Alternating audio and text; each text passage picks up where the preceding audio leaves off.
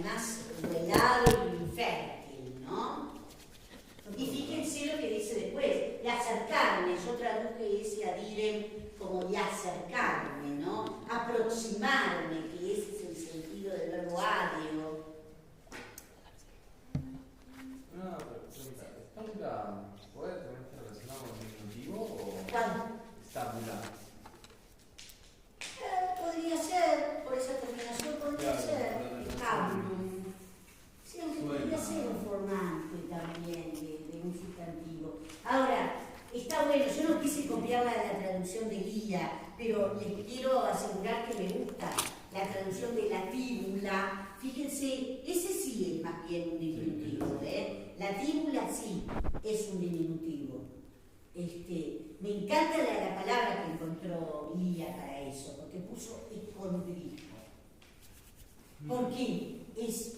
Y le pegó muy bien, porque la tíbula viene del verbo latio, que es esconderse.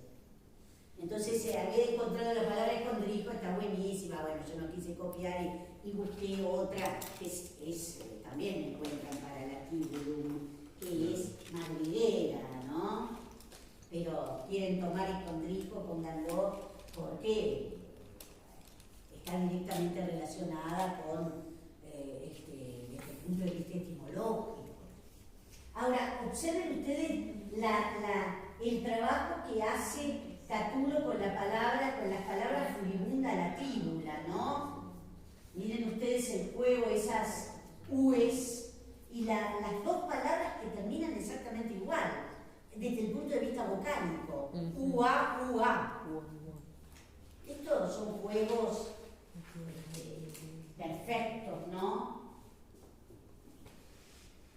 Y la abundancia de nasales, la alteración de nasales que hay en este verso. Ojo que también, en parte, lo tenemos arriba, ¿no? La terminación ferar, mearum, omnia, amibum, pero cuánta cantidad de nasales que tenemos acá. Y por supuesto que el análisis es muy simple, ¿no? No deja de ser todo esto obvia, furibunda, la tíbula, modificado por este árbol, es un quo. Quo que nosotros debemos pensar que es esperable sin preposición porque tengo el ad en el verbo. Me quedó una pregunta. Sí. Ese ut más subjuntivo, ¿no nos conviene traducirlo como para qué? Sí, ¿vos querés traducirlo para qué? Sí. Okay. Pero eso también podés hacerlo, en castellano. Es también final. Sí, por supuesto. Para que yo estuviera, lo que pasa es que resulta como muy largo, para que yo estuviera. Para que esté, para que yo esté. Para que yo esté. Bueno, es imperfecto, ¿verdad? Es Entonces, imperfecto. Claro, no, para que yo estuviera, por eso me pareció muy dura esa traducción, ¿no es cierto? Bueno, y ahora miren esto que tenemos en el verso 55, ¿no? Fíjense, por supuesto, el verbo en posición final, es muy interesante ese patria, que yo no lo había puesto en la traducción, se me chispoteó ese patria en la traducción que yo subía, así que si ustedes se bajaron lo que yo había subido al campus, agréguenlo porque no está en la traducción del verso 55, yo lo estaba revisando el otro día. Eso es un vocativo, es una invocación, ¿no? Que él vuelve a recuperar esta invocación que es la que abre todo este discurso directo. Y fíjense ese arreo que tenemos ahí, ¿no? Por supuesto, un verbo de ponente es el que tiene como supino ratus sum, para que ustedes se den una idea, ¿no? Supino no, es perfecto, perdón. De ahí la palabra ratio, ¿no? Y por supuesto que de ese, en realidad se trata de una interrogativa directa.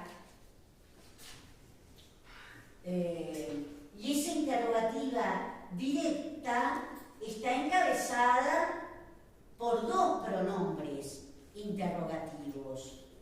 Uno funcionando con un carácter adverbial, bueno, es un adverbio interrogativo, que es ese ubinam, que ustedes ven ahí.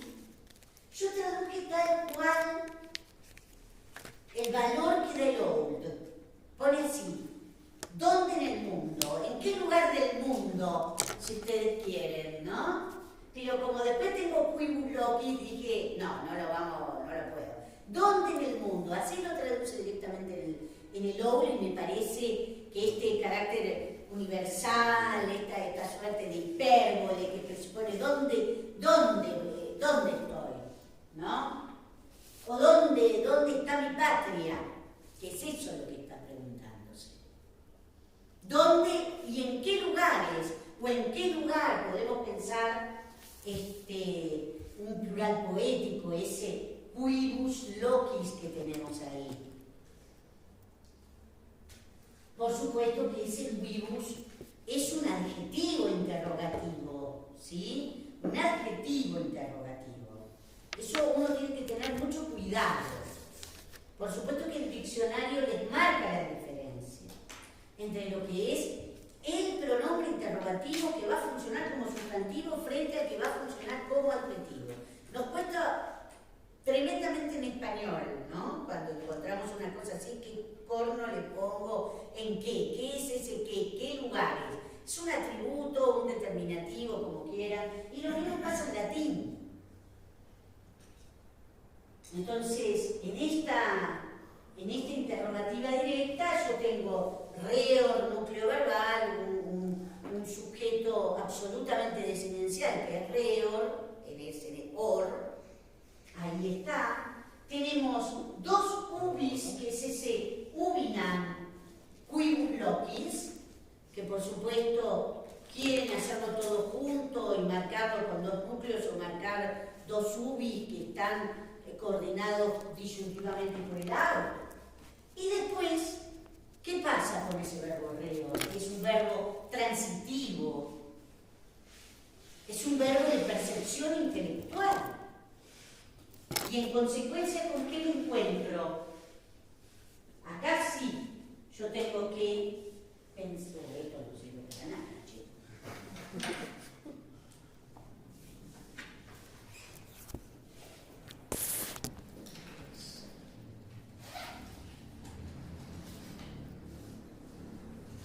¿Yo qué tengo que pensar acá?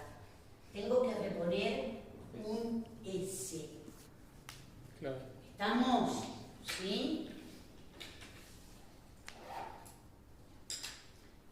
¿Con qué me encuentro ese depositan que tengo que reponer un S? Es una completiva. Quiere decir entonces, vamos a volver. En este verso me encuentro. Piensen ustedes que en la tíbula terminó la final. Me encuentro acá con una cláusula principal. De nuevo recupero el modo indicativo, ¿no es cierto? Que lo tenía tetuli, que era otro verbo principal, allá arriba, ¿no? Reor núcleo, predicado, dos ubis o uno, como ustedes quieran, el análisis que quieran hacer internamente, ubinam quibus locis, y de ese reor depende un objeto directo que es una completiva de infinitivo más acusativo, te sujeto, positan, núcleo verbal. ¿Estamos de acuerdo? Entonces, ¿dónde en el mundo? ¿En qué lugar o en qué lugares pienso? Bueno, qué difícil. Está puesta, ha sido puesta. Por eso la posibilidad de, yo le puse, ¿estás o fuiste, no? Te han puesto. Te han puesto como si fuera de voz media. Porque si lo traducimos así, se trata como si fuera una voz media. Fuiste establecida.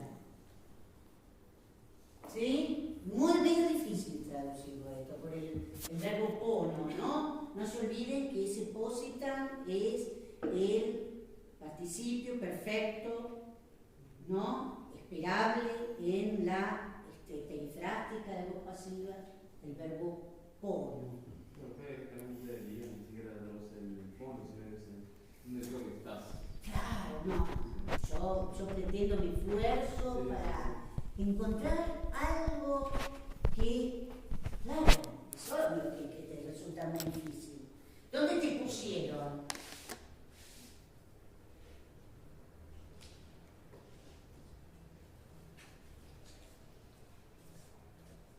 ¿Estamos de acuerdo? ¿Sí? Bueno, se pregunta dónde está la patria. ¿Dónde quedó esa patria que abandonó? Y me parece, este verso me parece realmente excepcional. Miren ustedes, ¿no? Miren el juego que hace yo les marqué, ¿no? Con un color el trabajo con las vocales, con otro el trabajo con las consonantes. Miren esto, toda la primera parte, después que vamos a hacer, va a llegar hasta acá. Acá voy a encontrarme la cesura. Por lo tanto, el verso está dividido fónicamente en dos partes. Lo voy a poner un poco porque Catalina no lo puede ver. No. Uriel tampoco. Otro chicato. Pero ella sí, viste, pobre. A ver si ahora se ve un poquito más grande. Un poquito, ¿no? Sí. Algo más. Bueno, fíjense, ahora vamos a hacer la métrica después. Llega hasta acá. Acá voy a tener la cesura. Por lo tanto, observen ustedes que la primera parte, él trabaja desde el punto de vista consonántico. Miren ustedes, 4P. 4P. Y observen ustedes el juego que hace acá. Pit, it. ¿No? Miren ustedes las U's. 1, 2, 3. Las A. 1, 2, 3. Que por supuesto que en el momento que hagamos la métrica, esas dos A se juntan en una sola porque hay una sinalefa. ¿No? El juego es perfecto. Y acá vamos a encontrarnos la cesura. ¿Qué va a hacer después? Miren ustedes el juego, las IES continúan, ¿no? Que ya viene trabajando las 1, 2, 3, 4 IES.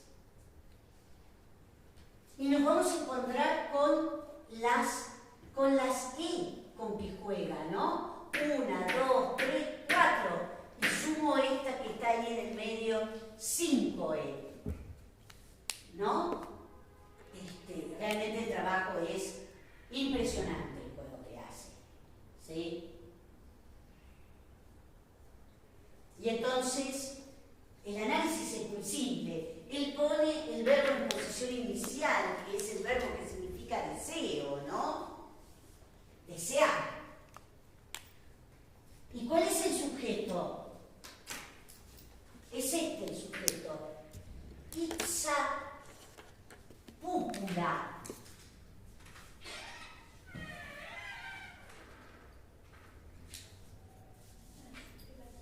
Yo a las 6 corto. A las 6, dale. Dale. Muchas gracias. Espero, porque después no vuelve. Bueno, está bien. Dale.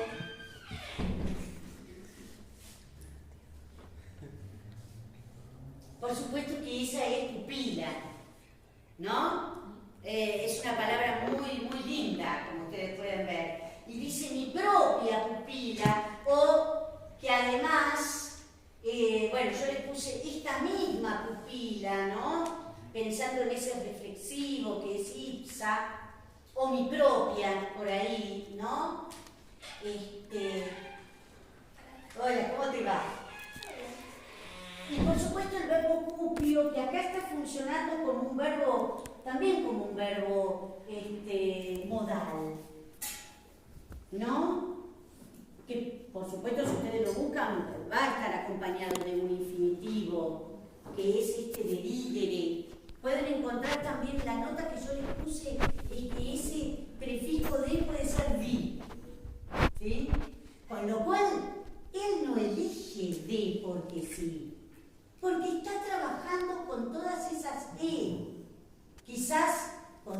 puesto TCBD. No, pero eligió hacer una alternancia. ¿Sí? Bueno, entonces ese dirigir, ese dirigere que tenemos acá, es un infinitivo objetivo, ¿no es cierto?, que está modificando a Pupi. Y a su vez, a quien es mirada. Una de las acepciones de a quien es mirada.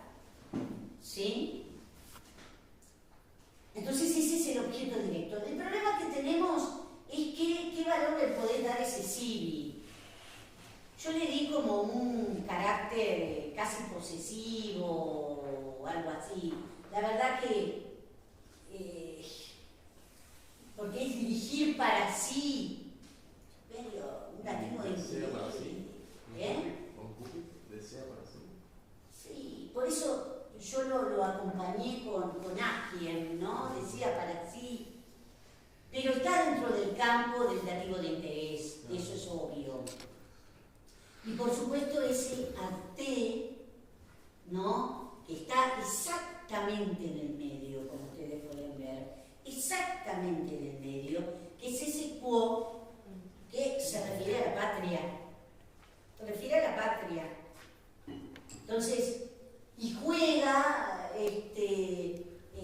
bueno, yo le puse el mi propia o esta misma pupila, ¿no? Le agregué el mi que no está. Porque hace ese juego entre lo mío y lo tuyo, ¿no? Como que es el deseo de su propia pupila buscar o dirigir la mirada hacia ti, ¿no? Hacia la patria. Bueno, ¿estamos de acuerdo? ¿Alguna duda? ¿Vamos bien? ¿Sí? Y el verso que sigue, que también es magnífico desde el punto de vista fónico, ¿no? Porque también podemos dividirlo como en dos partes. Tras dum va a ir la cesura. Observen ustedes lo que viene desde la cesura en adelante, ¿no? La terminación us, mus, ¿no? Que no es menor lo que hace. Por supuesto que después cuando hagamos la métrica vamos a ver que esta E desaparece, con lo cual acá adquiere la mayor fuerza en la terminación del verso. Yo les marqué, ¿no es cierto?, la repitencia de la U y de la nasal, pero también de la S en las mismas posiciones. Fíjense que acá el juego lo hace con la A y la E fundamentalmente, ¿no? Porque tengo A, I, A, I, no es menor.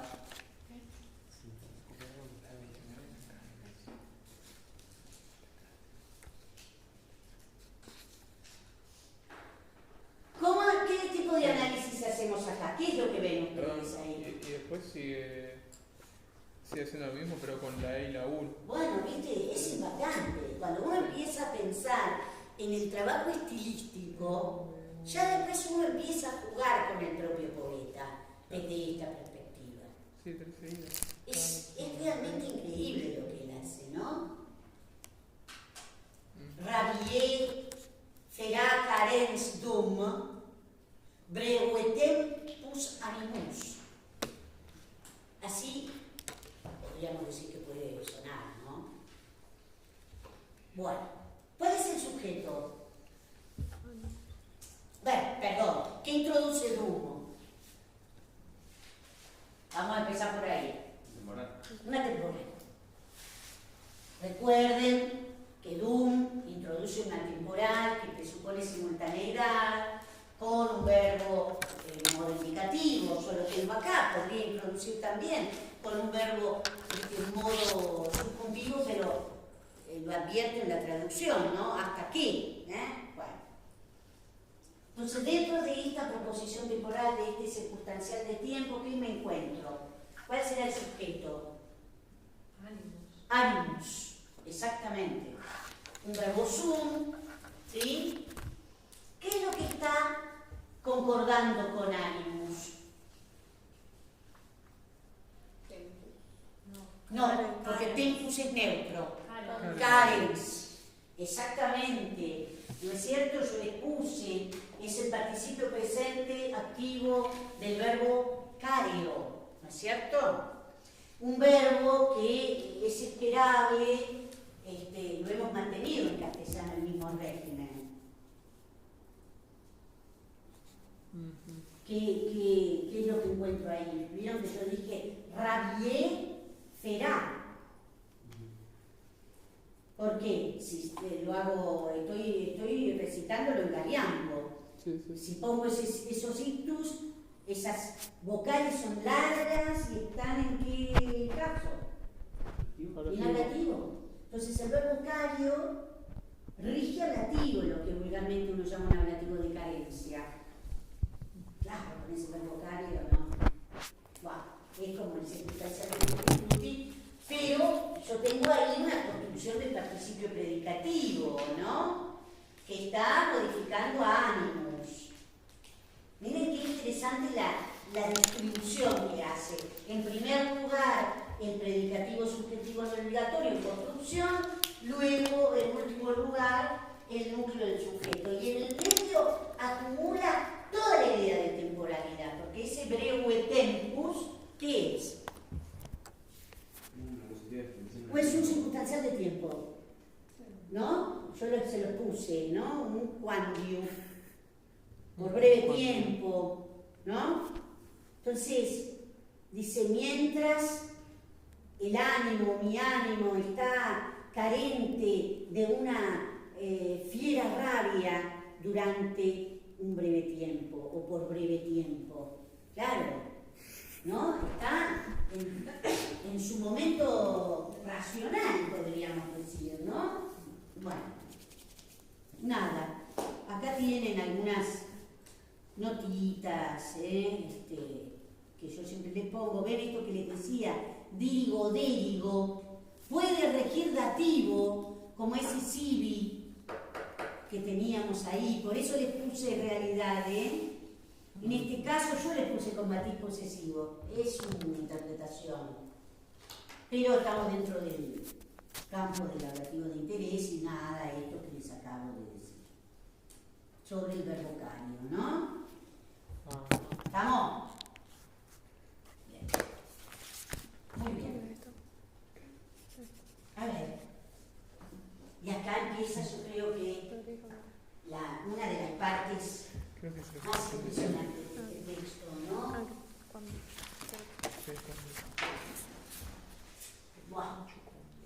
De nuevo yo les marqué el ego, porque ego va a aparecer, se va a acumular en estos versos que siguen de una manera muy repetitiva, muy iterativa, ¿no? ¿Qué es lo que pasa ahí? Yo traduje todas las palabras. ¿Hay alguna palabra que en la traducción ustedes la remitan inmediatamente a qué? Dice acaso. ¿Dónde está ese acaso? Ne. Bien. Ahí está. Muy bien. Ojo con ese Ferar. Porque Ferar lo usa 2 veces. Pero esas 2 veces significan cosas completamente diferentes. En este caso es obvio, yo tengo tengo dos circunstanciales de lugar que se oponen, ¿no es cierto? Uno que es innémora, después vamos a encontrarnos que ese némora a su vez está modificado por otra cosa, pero yo tengo fundamentalmente innémora y por el otro lado tengo ameardomo. ¿Sí? Entonces, 2 circunstanciales de lugar en este verso, por supuesto que dependiendo de cosas diferentes, pero es obvio que ese Ferar es la primera persona del futuro imperfecto, es la voz pasiva, que no es un dato menor, el sentido primero del verbo fero, que es llevar. Entonces, el hecho de que esté en voz pasiva tampoco es un dato menor, porque eso habla de la pasividad de ese ego, que está siendo sometido por una fuerza sobrenatural de la cual no puede desprenderse, pero él se está preguntando, ¿no? Lo pone en duda. Entonces, ¿qué es lo que tenemos acá? Ese ego, por supuesto, sujeto, el núcleo verbal fera, ¿y qué más ustedes ven ahí? Tengo un participio remota, que es de qué verbo? Removeo, ¿no? Pero con el sentido de alejado, ¿no? Digamos que no nos olvidemos en los sentidos que pueden tener el prefijo re, ¿no? Mover, pero ese re que puede ser un intensificativo también me puede llevar a algo, a moverme como para atrás, a alejarme. Y fíjense que ese remota, que está modificando anémora, a su vez, tiene un unde que lo está modificando, ¿no? ¿Cuál es ese unde? Amea domo. Que no termina ahí, ¿no? Después más o menos la misma idea va a seguir acá. Fíjense que vuelve a aparecer verbos en futuro. Lo que no puede manejar este personaje es su destino. Él va a estar marcado, no va a poder salir de ese destino. Entonces, por eso, ¿acaso yo seré llevada o llevado? ¿No? Hacia estos bosques alejados de mi casa, se pregunta. Sabemos la importancia de la domus para un romano. No es simplemente la casa, un lugar. Es un símbolo de la pertenencia a una gens. ¿No es cierto? La patria está representada por la casa. ¿Sí? Esto es muy interesante como para poder profundizarlo, por ejemplo. Y fíjense esto que sigue. Mirá, los chicos están acá. Deben estar esperando que yo termine. Yo mantuve el lugar de la traducción, porque tiene ágero en el final y ágero en el comienzo. ¿Sí? Y eso es una anadiplosis. Ágero en el final, ágero en el comienzo. Una serie de interrogativas directas que por supuesto podemos considerarlas interrogativas retóricas, porque este pobre tipo que ha llegado a esta condición, este pobre ser que no puede con lo que ha hecho y que pareciera estar alejado de todo el raciocinio de lo que hizo, se disputa con su alma esto. Entonces, ágero en el final, ágero en el comienzo del otro verso, en el verso 60. Y ahí hay una anadiplosis. Yo me lo mantuve. Y por supuesto el verbo es absum. Piensen que con esa ab, todo lo que tengo ahí son undes. Y ahora les voy a dejar entrar. De mi patria, ahora después vamos a ver, de mi patria, de mis bienes, de mis amigos, de mis padres, ¿estaré separado? ¿O me alejaré? ¿Qué sé yo? ¿Estaré separado del foro? Ahora después vamos a hablar de todos estos lugares. Yo le puse foro, pero Fordyce no está de acuerdo con eso. No sé qué le puso Lía, porque Fordyce lo interpreta como un griego. Entonces, ¿qué pasa con estos lugares? Yo no sé si están así, ¿eh? Sí, yo pongo foro. Foro, ¿viste? Entonces, ¿estaré separado del foro? Y de estas otras posibilidades que yo le puse acá, de la palestra, del estadio y de los gimnasios. Y ahora después vamos a hablar de estos lugares, ¿eh? porque hace una melange entre griego y romano.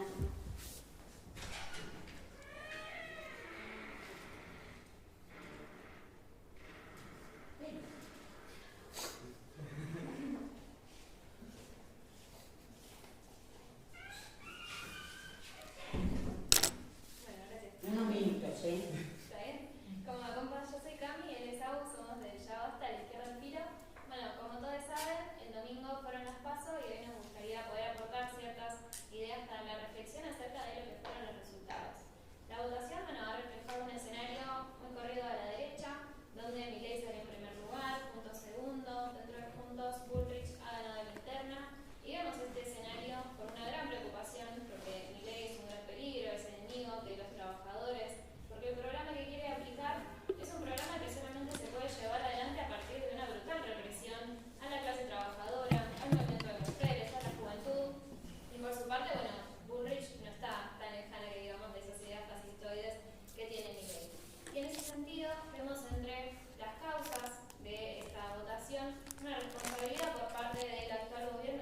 Es una interpretación que hace Fordyce, de la cual yo no estoy de acuerdo, pero que se lo puse, porque él considera que Remota está modificando a Evo. Lo que pasa es que desde el punto de vista morfológico no podemos establecer la diferencia, porque Remota, como la A es breve, y puede ser nominativo singular femenino, o nominativo o acusativo plural neutro, puede ir con las dos. Fordyce considera que ese ego es femenino y él se percibe como femenino. Yo no sé si en ese momento que él que ha vuelto a la ratio, a la luz de la ratio, él se considera femenino. Una cosa, y en el hipotético caso que siguiéramos a Fordyce, ¿cómo sería la traducción? Nada, dice, ¿acaso yo, alejada de mi casa, seré llevada hacia estos bosques? Por eso, son dos posiciones diferentes. El problema es si nosotros entendemos. Depende de cómo uno ¿Qué entienda pasa? cuál ¿Cómo es. tomamos esa remota si consideramos que él se percibe como femenino? Claro.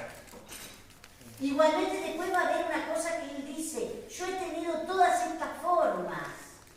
Y ahí yo agregué otra interpretación con esa que no se las había puesto. Al volver a revisar el texto para darle la clase, volví a repensar ese término figura, que algunos le ponen prodelición y otros no. Les digo, quiero decir, prodelición no, porque dice figura es, ¿no? Nosotros tenemos que hacer la prodelición al momento de hacer la tiene que decir figuras. Entonces, el problema está, si yo voy a considerar que ese figura es nominativo o es ablativo, la cosa es distinta.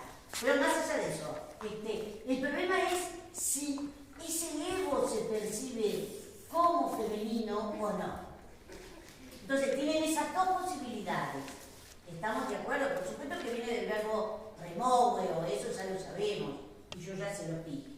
Bueno, les dije además que acá todos estos undes son desde el punto de vista de los lugares, son sumamente importantes. Pueden ustedes buscar cosas acerca de los lugares. Hay un texto magnífico de Auger sobre los lugares. Bueno, Auger es este antropólogo francés que murió hace muy poquitito tiempo, donde él trabaja sobre la cuestión de los lugares. La última cosa que había dirigido, pobre Alicia Schneeps, era sobre los lugares, sobre las espacialidades. Entonces hay cosas que ustedes pueden buscar en Auger, pueden buscar en Desertot, ¿no? Donde se habla de la cuestión de los lugares simbólicos, que acá evidentemente Catulo está haciendo como una mezcla. Hay una mixtura en esta característica tan romana de mezclar lo lo griego con lo latino, ¿no es cierto? Fordyce, él considera que acá nosotros tenemos que tomar todo esto desde el punto de vista griego. Por supuesto, la palabra gimnasio lo es. Si ustedes buscan el texto de Fordyce, el comentario, él piensa también en otras variantes que Catulo pudo haber puesto desde el punto de vista de la forma de la palabra. Pero él dice, él entiende foro, no hay que entenderlo desde el punto de vista latino. Piensen ustedes que foro, desde el punto de vista latino, es el lugar en donde se trataban los asuntos comerciales, que es lo que nosotros seguimos utilizando o entendemos eso por el sentido del foro, aunque es una cuestión bastante teatral también, pero todas estas palabras remiten a lo griego. Él entiende foro con el sentido de ágora o de mercado, por eso yo en la traducción puse todas esas posibilidades, y creo que lo que yo les puse en esta notita, ven, según Fordyce, se trata de lugares relacionados con la cultura griega. 3 de estas palabras son de origen griego: estadio, palestra, la propia palabra gimnasio, ¿no? Que en latín no tienen equivalentes y que remite a la formación de un joven de la élite, es decir, un tipo que se adiestra para, no sé, en distintos deportes, porque eso formaba parte de la paideia griega, la formación del cuerpo, ¿no es cierto? Y el foro es el lugar del encuentro, por eso Fordyce lo entiende foro como ágora o aún como mercado, ¿no? Que era evidentemente un lugar en donde todos estos lugares, sean latinos o griegos, y pensemos además, es cierto lo que dice Fordyce en cierto sentido, porque este es un griego, este personaje es un griego, entonces por eso él está entendiendo desde esa perspectiva los espacios. Pero también hay ciertas cosas que hacen mucho ruido, en cierta heterogeneidad de cómo piensa este personaje, que nos remite a un imaginario también romano. Y digamos que a esta altura, lo que podríamos decir que también los romanos adquirieron características de la cultura griega, en lo que sea, por ejemplo, la formación de lo corporal. Estadio lo entiende Fordyce como el lugar de la carrera, el gimnasio en donde se trabajaba el cuerpo un poco para ir también para la lucha, si ustedes quieren, podría ser también la palestra en este sentido. Él hace una diferenciación, ¿sí? Pero bueno, nada, le puse cuando esta palabra, que es una palabra de género neutro, dice con 5 sílabas, ¿no? 1, 2, acá aparecen de 4, pero pareciera ser, si ustedes se fijan en Fordyce, pareciera ser que podría haber otra variante, que dice 5 sílabas preservadas también por Barrow, que es también una arcaizante, ¿no es cierto? Bueno, así que esto es una cosa bastante interesante para pensarla, ¿no? ¿Qué pasa con este verso 60, con esta mezcla, esta mixtura de espacios que son muy simbólicos, que por supuesto tiene que ver con la formación de alguien que pertenece a la élite, desde ya, no podemos concebirlo de otra manera. Miren este verso 61, ¿no? Ese querendum est que ustedes ven ahí, ¿no? Que se trata de una perifrástica, por supuesto pasiva, fíjense la ND, pero ¿qué peculiaridad ustedes advierten en esta perifrástica?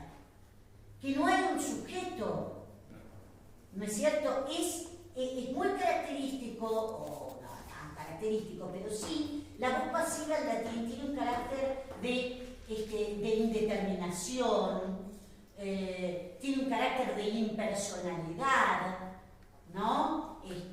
Por eso este intento que yo hice de traducir esto, ¿no? Como que hay que lamentarse no tiene un sujeto, hay un intento de obligatoriedad porque no deja de ser una perifrática pasiva, y esto que ustedes ven acá, misera, miser, etian, etian, por supuesto que está modificando a querendum est, pero ese misera, miser está concordando con anime, es decir, es toda una invocación esto. Lo interesante es que ustedes ven esta hiperbólica expresión de la subjetividad que presenta este ego, que él lo está representando sintácticamente a través de las repitencias, como ustedes pueden ver, ¿no? Este juego es magnífico. Por un lado, misera, miser, y el otro, etian, etian, ¿no? Que es, la repitencia es sumamente enfática, ¿sí? ¿Estamos? Mísero hay, mísero ánimo, hay que lamentarse una y otra vez. Esa es mi propuesta de traducción. Y esto era lo que yo quería llegar. A este verso. Por supuesto que, bueno, acá tenemos otro verbo que es est, ¿no? Es también un discurso, una interrogativa directa, como ustedes pueden ver. Ahí no señalé el ego, que aparece una vez más repetido, ¿no? Yo acá les di otra posibilidad de entenderlo. Subí la primera. Tampoco, si ustedes ven la traducción de Lía, medio como que no está intentando traducir todas las palabras, yo estoy intentando. Ahora, ¿por qué es tan importante este verso? Por lo que viene después, ¿no? Donde este ser, transido por un hecho del cual él pareciera no ser consciente, hace un repaso, como ustedes pueden ver, una revisión de todas sus posibles representaciones. Por eso yo entiendo esa palabra figura que está arriba con dos posibilidades. La entiendo como nominativo o la entiendo como ablativo, ¿no? ¿Qué clase, pues qué especie, qué clase es la forma? Ahora, que yo no he asumido. Es cierto que ese ego non quod obierim, ¿sí? Por un lado, yo tengo dos quod, como ustedes pueden ver. Un quod que es interrogativo, atributivo, que está concordando con genus, que es obvio que eso está en nominativo, sobre todo teniendo en cuenta que tengo un verbo sum. Y por el otro lado tengo ese otro quod, que es un pronombre relativo. El Catulo está jugando, ¿no es cierto?, con este políptoton impresionante. Pues nada, es una repetición donde tiene dos, no sé si podemos considerar una figura etimológica, pero él está jugando con palabras iguales que son dos palabras diferentes, dos clases de pronombres diferentes, con funciones diferentes. Entonces, yo después cuando lo volví a mirar, esta figura también podría ser un ablativo. ¿Qué clase, qué tipo de representación es lo que, o la que, mejor dicho, la que no he asumido, la que yo no he asumido? Pero en ese caso... No dije nada. ¿No? No dije nada. Sí, Catalina. Sí, Pero Dale, sí, Catalina, dale. La Catalina de allá atrás. Ah, Porque no la mater. La mater Catalina. No sé si me gustó eso. Pero si yo sigo, digamos, por ejemplo, hago la inversa y veo la traducción y después el verso, ¿no sería figura el sujeto? Bueno, por eso yo puse o es el sujeto o es predicativo, ¿no es cierto? Porque tal vez quod genus es como más... Como el predicativo es lo mismo que No, tienes un verbo suma. Pero casi como que después ego non quod overim podría ser una posición del quod genus. Yo creo que no, porque en realidad es una proposición de relativo. ¿Qué clase, qué tipo, Bueno, qué pero es otro aspecto, predicativo. qué género que no he asumido, que yo no he asumido? Pero entonces eran dos predicativos. Podría ser, por eso la otra propuesta que yo hago, si tomamos figura como ablativo, tendríamos que considerar un sujeto quod genus con ese ablativo, no sé, de cualidad, algo así, un núcleo es, y después esa proposición de relativo funcionando como predicativo. No estoy hablando de una proposición predicativa, que es otra cuestión, ¿eh? No, si no era sustantiva, ni siquiera Claro. como predicativo. ¿Cómo? Aunque podría ser, ¿eh? Porque el verbo está en subjuntivo, ¿eh? Que yo no habría asumido. Porque en realidad, miren, o habría asumido, porque ese obierin puede ser un futuro perfecto, o puede ser un perfecto del modo subjuntivo. Con lo cual hay un matiz ahí. Tal que, ¿no?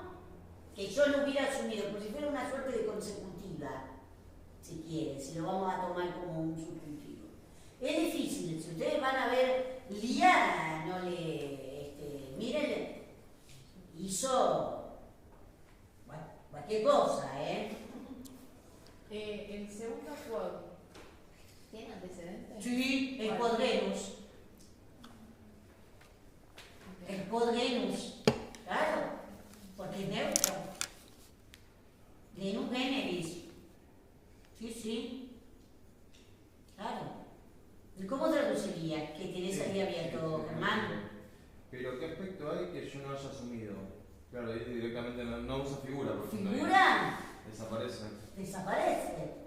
Ella puso el quod genus. Claro. Y entonces tomó sujeto, verbo, predicativo. Claro. Pero se dice que aspecto no es justamente usando figura. No, el quod genus. Sobre todo porque ese quod es el determinativo, el atributo de genus. Genus es neutro. Quod, por eso yo dije, ¿qué trabajo hace Catulo con estos dos quod? Uno que es pronombre interrogativo funcionando como adjetivo y el otro es el pronombre relativo.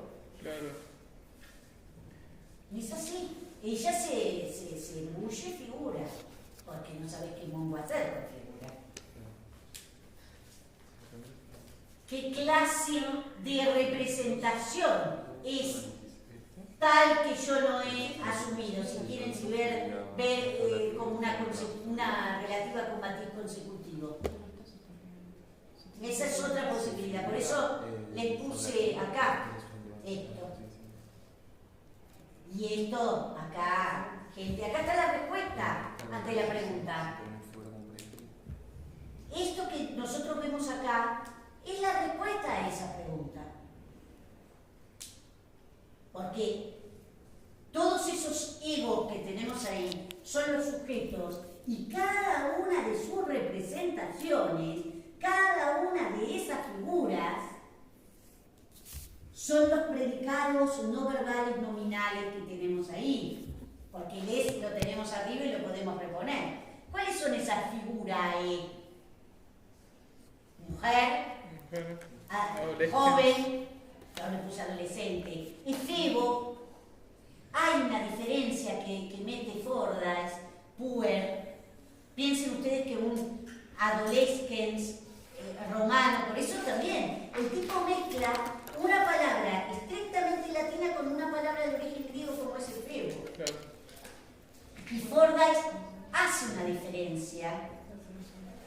Además, como él dice, hace una enumeración representando las distintas etapas. Se percibe mujer, por eso me imagino que él entiende que esa remota puede referirse a ese ego, pero él también, todas las otras formas son masculinas. Todas las otras son masculinas. Un adolescente es un es un veinteañero, podríamos decir. El efebo, como dice Forda, es alguien que está entre los, creo que él dice, yo le puse la notita acá, a ver qué edad él piensa, 18 a 20 años, un tipo que está en entrenamiento militar o está entrenándose, digamos, y un niño, ya sabemos, que es alguien que todavía no ha recibido la toga viril.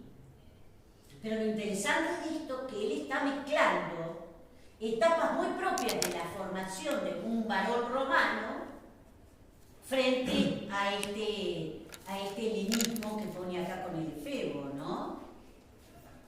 Bueno, y esto es magnífico. Por eso yo les decía los egos que aparecen, ¿no? Y esto que tenemos acá también, ¿no? Para mí mezcla lo griego con lo romano. ¿Por qué?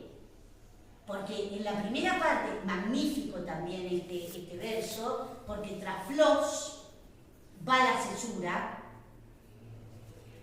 tras flos va la cesura, fui flos, ahí va a ir la cesura. Y por el otro lado, la palabra que es estrictamente romana acá es decus.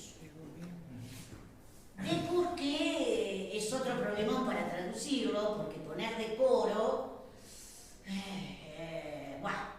es muy difícil. Por eso la gloria, la belleza, porque es eso lo que significa decus. La honra también podría ser,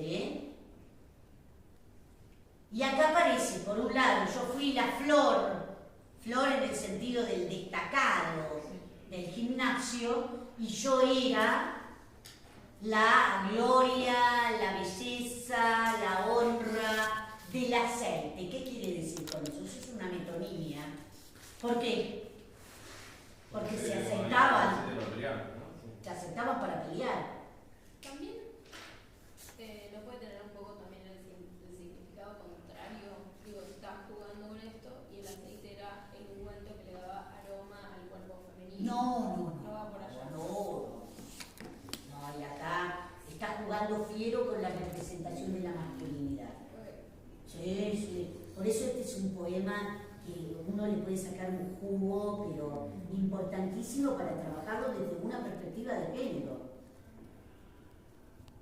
Desde una perspectiva de género.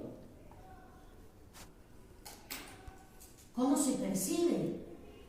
Estamos hablando de alguien que está hablando de una percepción. Y acá viene esto que yo les decía.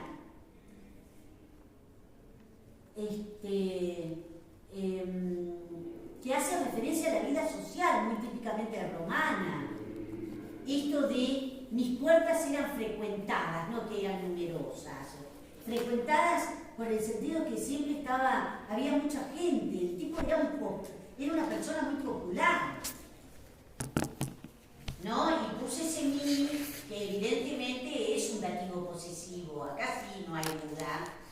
Por supuesto que tenemos que catalizar un verbo sum, ¿no? La dianoae es el sujeto frecuente, si quieren un predicado verbal nominal, y el mi el dativo posesivo. Que yo lo puse acá, mis puertas, ya al ponerles ese posesivo le estamos dando ese valor. Y después también el mi es el siguiente, ven que yo les dije aparece el adjetivo tépida, digamos mis umbrales tibios. ¿Por qué? Por lo numeroso, por lo, qué sé yo, acá yo les puse una notita a la popularidad del joven. Y además hay algo que esto yo siempre lo he defendido y bueno, está en Forda y también, y esto nos lleva, ya la próxima clase, vamos a terminarlo rápido, hoy nos llevó el fervor político que me parece necesario en este momento, que tiene que ver un poco con esto también. Tiene que ver con esto. Los romanos eran tipos que vivían con mucha efervescencia en la política. Y viene a cuento de cómo alguien como Catulo se resiste a la política, pero eso también es una forma de hacer política. Este es un texto eminentemente político, aunque ustedes no lo crean. Porque ¿qué significa hacer política?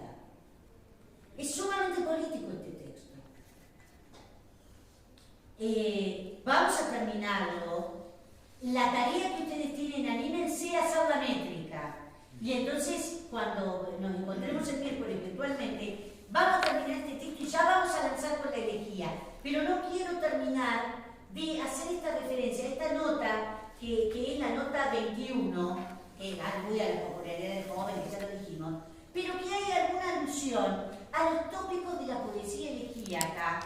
Esto lo dice Fordyce, pone una nota muy buena sobre Lucrecio, que habla del excluso Damatus, el amado que está dejado fuera de la puerta.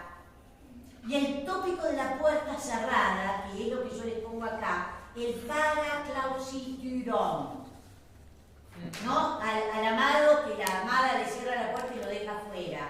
Me acuerdo del famoso final de una película maravillosa como Montgomery Clift, que el tipo era un... ¿Cómo se llamaba esa película? No, ninguno lo decía. No, yo no lo hubiera dejado afuera, aunque Montgomery Clift era gay, pero no importa, yo no lo hubiera dejado afuera.